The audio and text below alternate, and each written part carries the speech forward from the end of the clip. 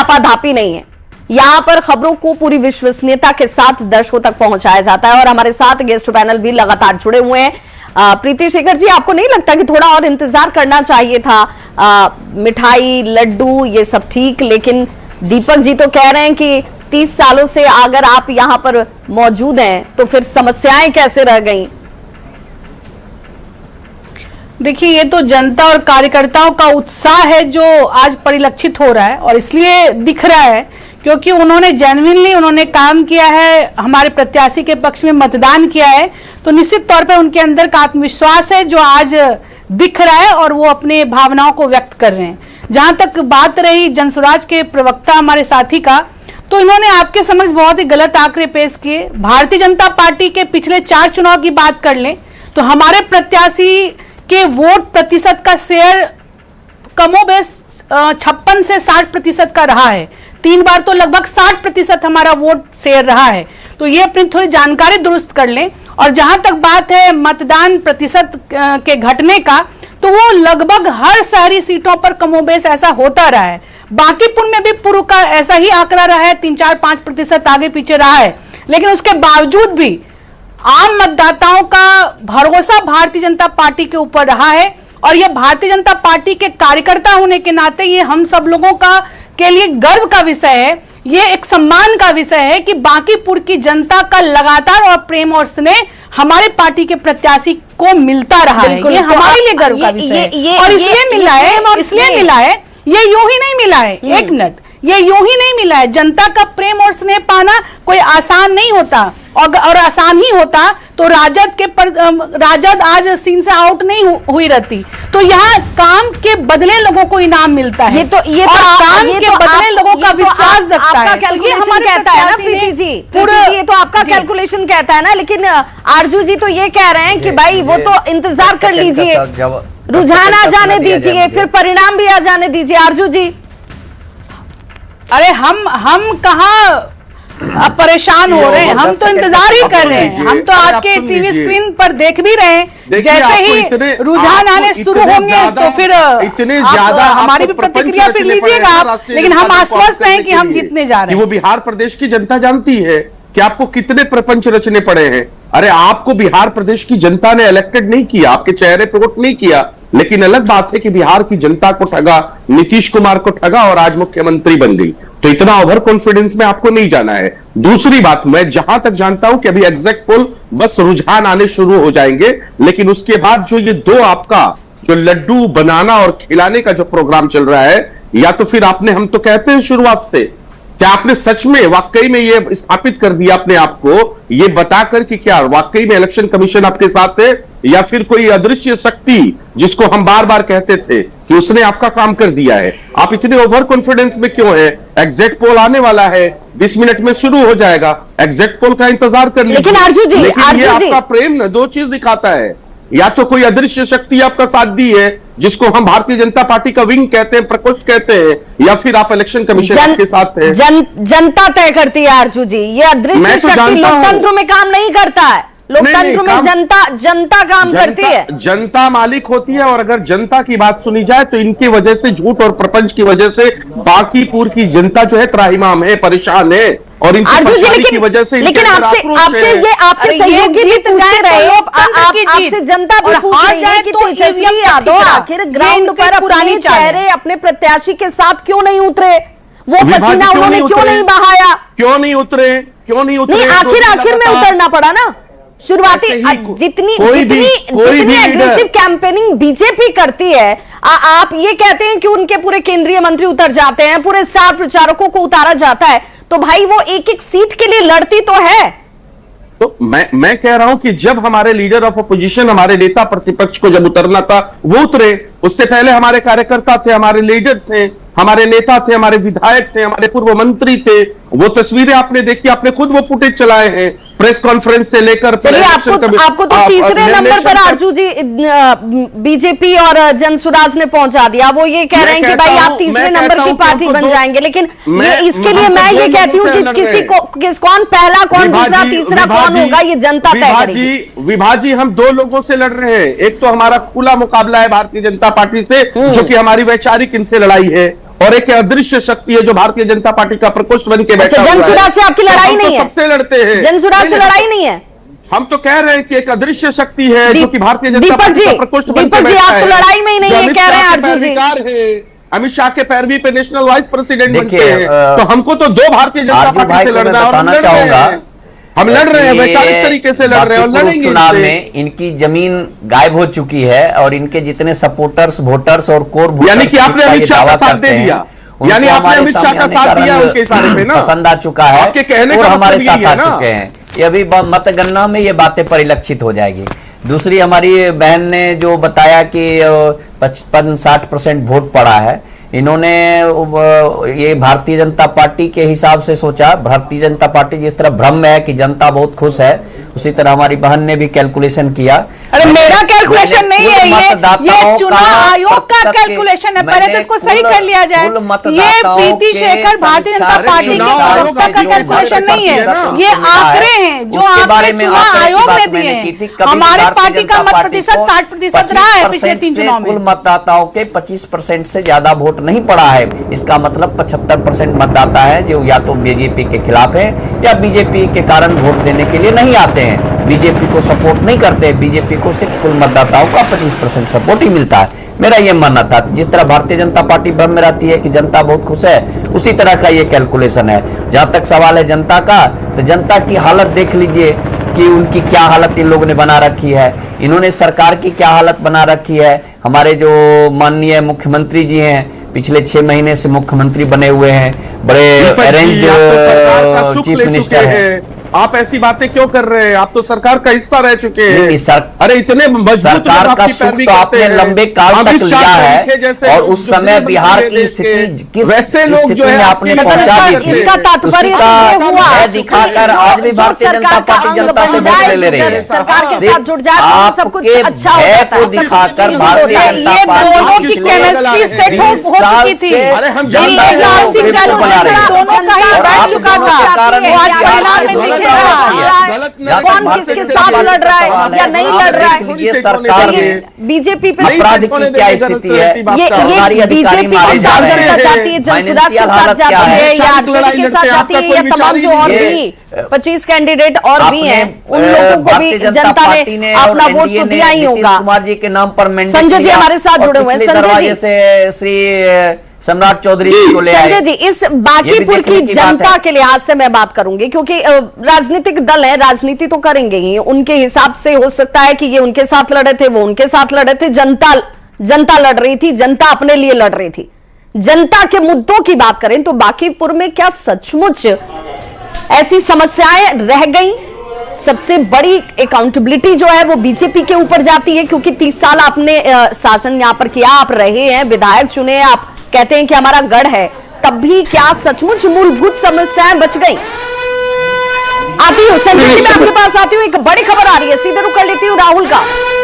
बिल्कुल, देखिए तो बड़ी खबर है, जो पोस्टल बैलेट की गिनती है वो गिनती अब खत्म हो चली है। अब ईवीएम की जो काउंटिंग है वो अब चल रही है और थोड़ी देर में जो रुझान है वो भी सामने आने शुरू हो जाएंगे। तो बड़ी खबर बता रहे हैं, जहां पर सुरक्षा के लिए ड्रोन से भी निगरानी की जा रही है, सुरक्षा व्यवस्था चाक चौबंद की गई है। इसके साथ साथ ड्रोन उड़ाकर मतगणना केंद्र से 300 मीटर के दायरे का जो अवलोकन है वो भी किया जा रहा है। पोस्टल बैलेट की गिनती जो है खत्म हो चुकी है। पुलिस जो है वो बैरिकेडिंग कर रखी हुई है और लगातार जो निगरानी है वो की जा रही है। तो कई लेयर की जो सुरक्षा है वो कर रखी गई है, जो एंट्री गेट से लेकर के टेबल तक की, और इन सब के बीच जो पोस्टल बैलेट की गिनती है वो खत्म हो चुकी है। बिल्कुल राहुल, तो पोस्टल बैलेट की गिनती खत्म हो चुकी है और अब ईवीएम की काउंटिंग की शुरुआत जो है वो हो चुकी है। संजय जी के पास मैं लौटूं उससे पहले सीधे चलती हूँ एएन कॉलेज, जहां पर काउंटिंग चलती हुई इस वक्त। और रवि, क्या जानकारी इस वक्त आ रही है?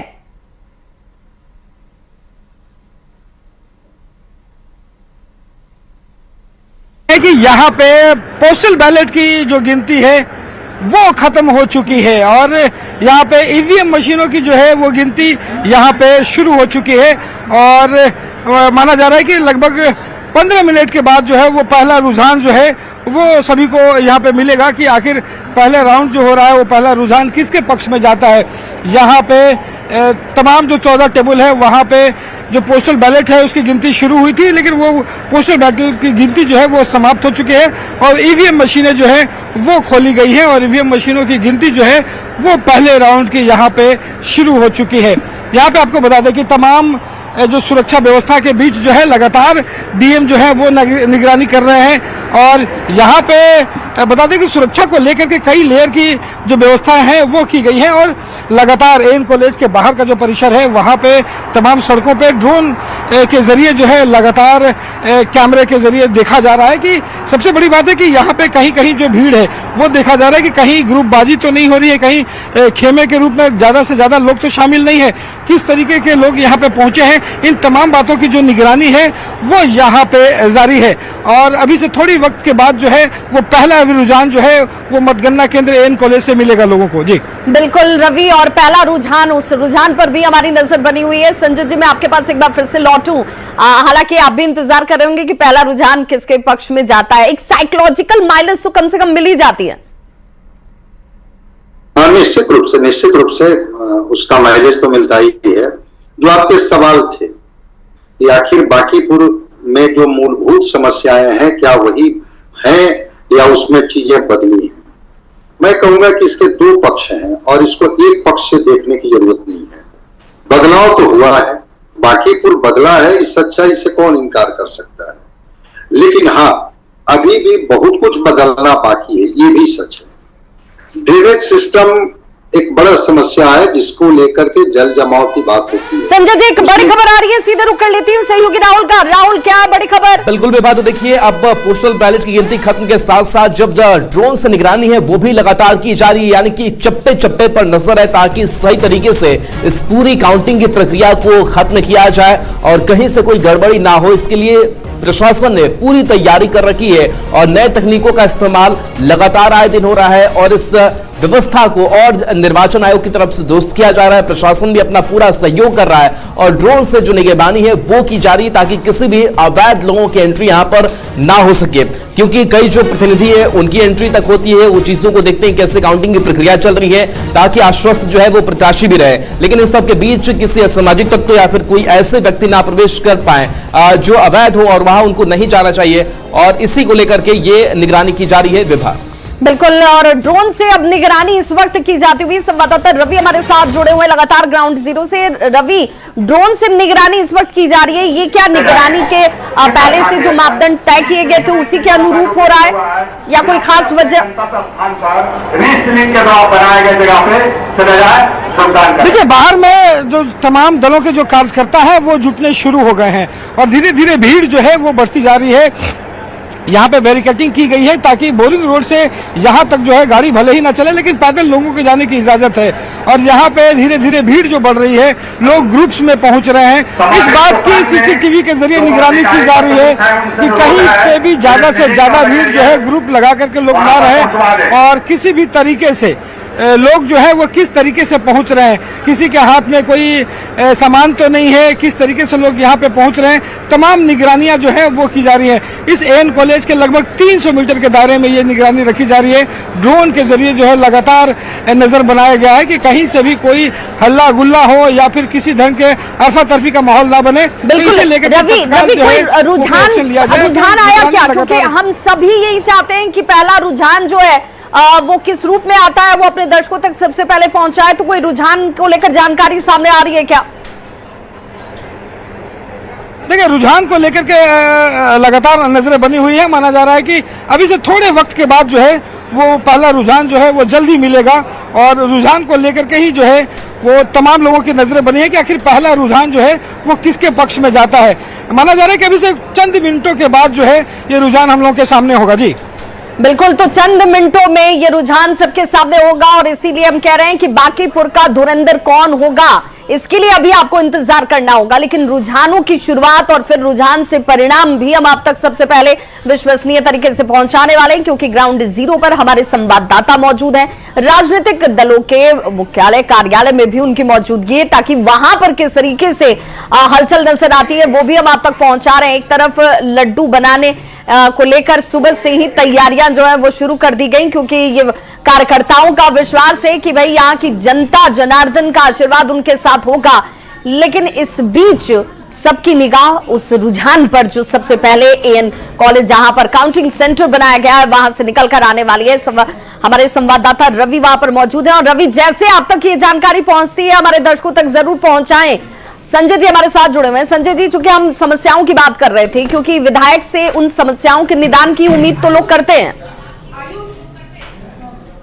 विधायक ही नहीं, नितिन नवीन जी तो नगर विकास मंत्री भी थे और बांकीपुर के प्रतिनिधि भी थे, तो नितिन नवीन जी ने अपने कार्यकाल में भी बांकीपुर को बेहतर तरीके से देखने की कोशिश की है। ऐसा नहीं है कि बांकीपुर को नितिन नवीन जी ने नहीं देखा है या नवीन किशोर सिन्हा ने नहीं देखा है या उसके पहले के कालखंड के लोगों ने नहीं देखा है। बांकीपुर ने दलीय, निर्दलीय, वामपंथ, दक्षिणपंथ सब लोगों को मौका दिया। लेकिन हाँ, इतनी अपेक्षा जरूर है कि चूंकि ये अर्बन सीट, कॉस्मोपॉलिटन लोग हैं और यहाँ पर जो बेसिक नीड्स है, साफ पानी का, ड्रेनेज सिस्टम का, तो इसकी अपेक्षा तो लोग करते ही है ना कि कम से कम उतनी जरूरतें तो यहाँ पूरी हो जाए जिससे कि लोगों की जो मौलिक जरूरतें हैं, अब जैसे एक जल जमाव होता है, लोगों के सामने एक बड़ी समस्या होती है, जो एक कचरा प्रबंधन की बात है। साफ शहर में कई राज्य की राजधानियों को प्राइज मिला, क्या पटना उसका कभी गवाह नहीं बनेगा कि साफ सफाई के मामले में जब इस शहर में लोग आए तो देखें कि नहीं, ये शहर जो है वो बेहतर है। लोगों की जरूरतें बहुत छोटी है और अगर कोई बड़े पद पर पहुंचे हुए व्यक्ति, चूंकि दो मुख्यमंत्री इस क्षेत्र का प्रतिनिधित्व कर चुके हैं, बिल्कुल, महामाया प्रसाद सिंह और केवी शाह राष्ट्रीय अध्यक्ष है, जो विश्व की सबसे बड़ी पार्टी है, नितिन नवीन जी उसके राष्ट्रीय अध्यक्ष हैं। तो ऐसे कद्दावर लोगों का ये क्षेत्र रहा है, उसके बाद भी अगर बांकीपुर में सवाल है तो कहीं ना कहीं से ये तो होता है कि फिर बाकी क्षेत्रों का क्या हाल होता होगा।